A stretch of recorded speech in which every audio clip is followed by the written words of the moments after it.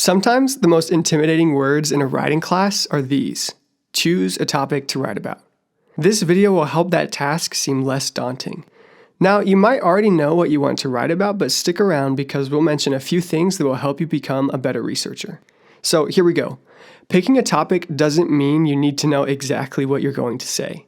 Instead, you're simply deciding the general area you want to learn more about.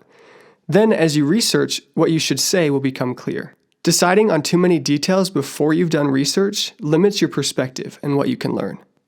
For example, Betty wants to write about the effects of social media.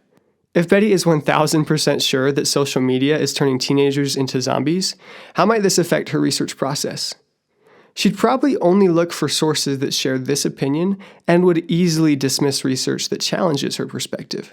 For example, she may ignore or deny a research study that suggests that social media helps people by providing them with a social community. By focusing on only the negative effects of social media, she could miss out on the big picture. The better way for Betty to pick a topic for her paper is to think about her interests and what she wants to learn about. Social media is one, apparently zombies is another. Instead of jumping to the conclusion that social media turns teenagers into zombies, Betty should simply spend time learning about both zombies and social media, seeing if there are potential connections between the two. She can find connections between the two topics by spending some time conducting background research, which is simply learning about the topics from different sources in the information landscape. For example, she could read newspaper articles about the effects of social media and watch zombie-related TikToks. After doing some background research, she may come up with a couple potential topics. She could study the role of online fandom in the popularity of zombie culture. For example, how different social media platforms facilitate fan communities around zombie-themed TV shows, movies, and video games.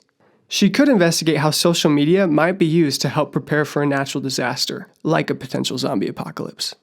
Now, you may not choose to write about zombies in social media, but hopefully, in your research and writing process, you will choose to do these 3 things. Research a topic that you find interesting. There may even be a way for you to combine multiple topics. Be willing to be open-minded and even find information that challenges and expands your understanding of the topic.